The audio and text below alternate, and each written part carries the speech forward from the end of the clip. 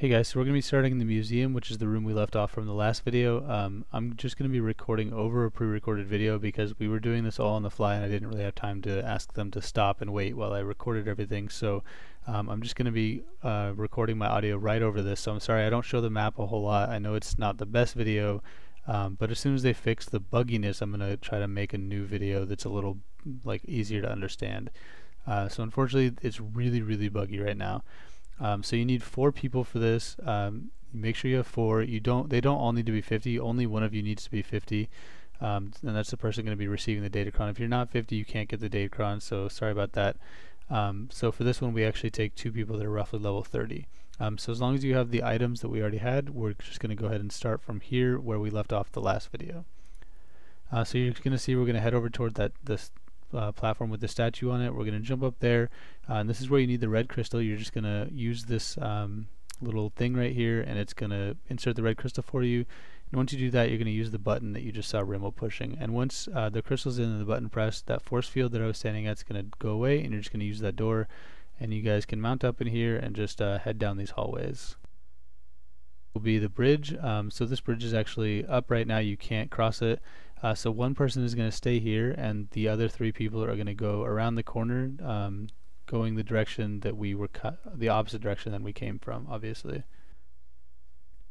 So once you get into this room, you're just going to see 3 bridge controls. So you need 1 person at each bridge control, and each person is going to use it at the same time. So you're all going to click it roughly at the same time, and that'll lower the bridge for the person that's waiting, and they'll just go across, as you'll see Tusco do. So he'll just go across.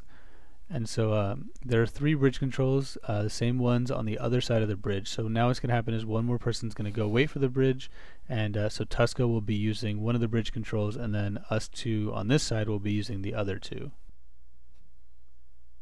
And so I know this is fairly confusing, but once you see it, it makes a lot more sense. So I'm explaining them to these guys right now that they need to. One person needs to go wait for the bridge.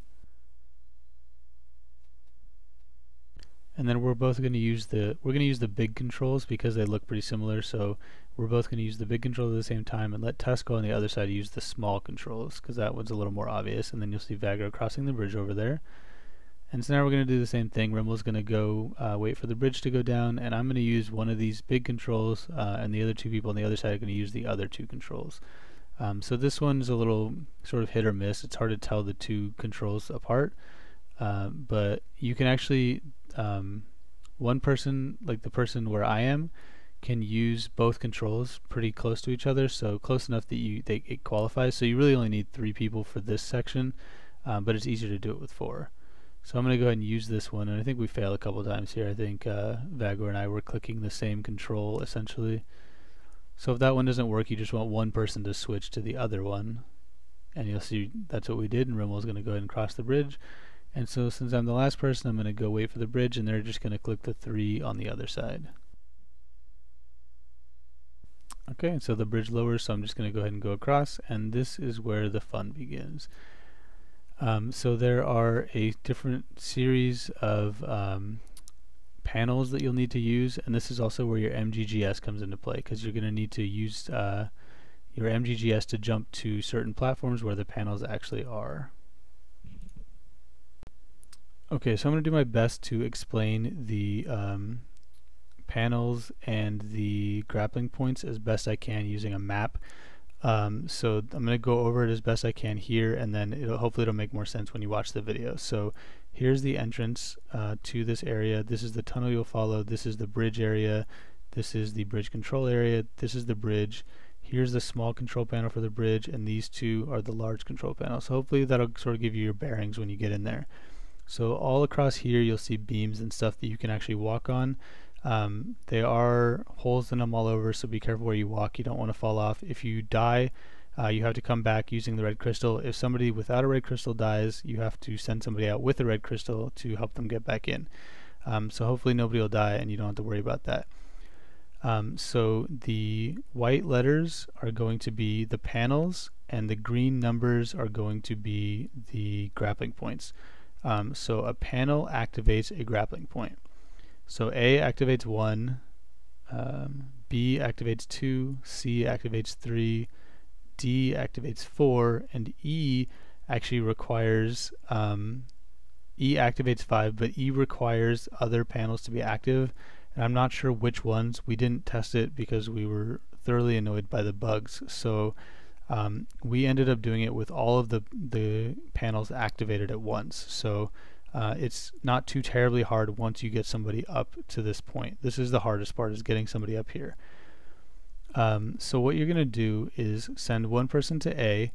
This person's going to basically just stand down there and keep clicking this panel every 20 to 30 seconds, which will keep activating this grappling point. And then you're going to have the people with red crystals, in case they die, are going to be trying to get to point 1. So if your other 3 people have red crystals, great. They can all 3 try. If only one person has it, it's going to take a little longer, but hopefully they'll eventually get up to this point. So once you have somebody on this point, they're going to stay there. They're not going to leave until basically the very, very end. You don't want them to leave, because if something messes up, you don't want to have to get back up here. This is the buggiest point. It's really, really, really obnoxious. So keep somebody up there at all times. As soon as they get up there, don't let them leave until you're ready to get the Datacron. Okay, so once you have somebody up here, you're going to have the same person can stay at A, you're going to have another person go to B, and then the last person is going to go right about here, waiting for these points to activate.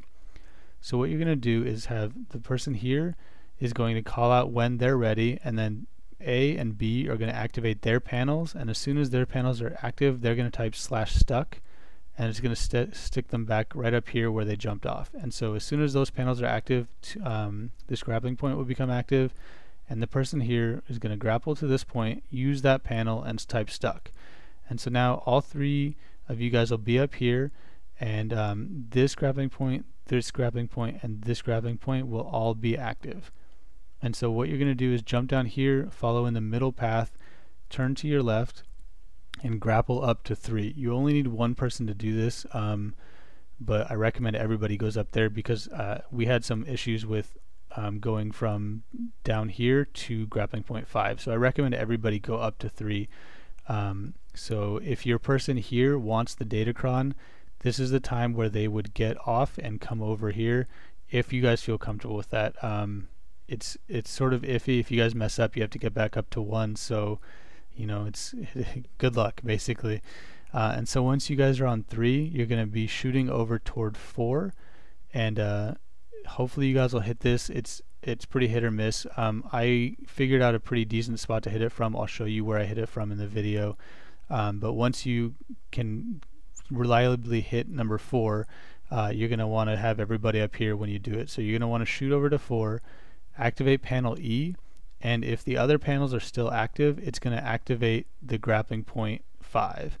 And so once 5 is active, you can actually hit the grappling point from down here or up here. You can do it from here, you can hit it, but we had people dying for whatever reason. It would just kill us. So most reliably, you want to be at 4 or 3 to get to 5. Once you're up here, you're home free. It's really easy. You just walk through the tunnels and you get it.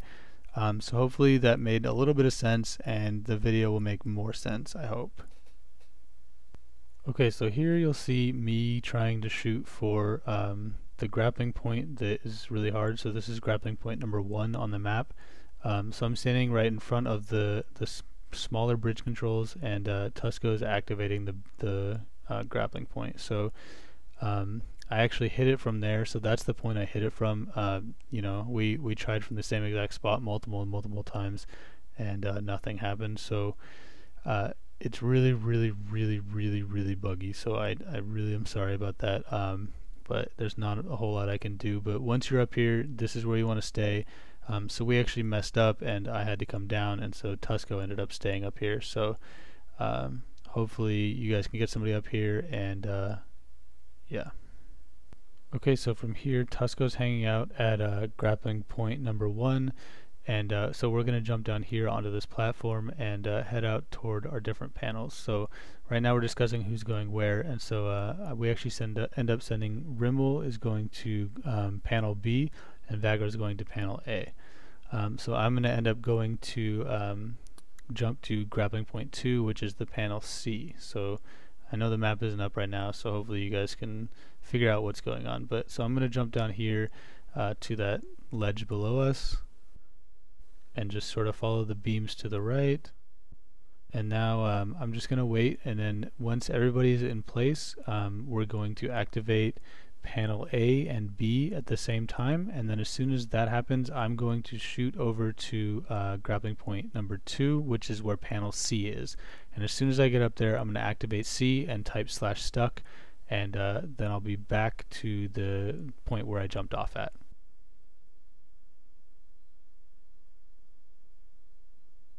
So here Vagro was just taking a long time to get to his point, so sorry about the wait. Okay, so they activated A and B, and so I'm going to shoot up to grappling point number 2 and activate C, and as soon as I do, I type /stuck, and now I'm back up here, and then I'm going to jump down, and as quickly but as safely as possible, you do not want to fall off here. I'm going to run through the middle beam, look up to my left, and shoot up to grappling point number 3.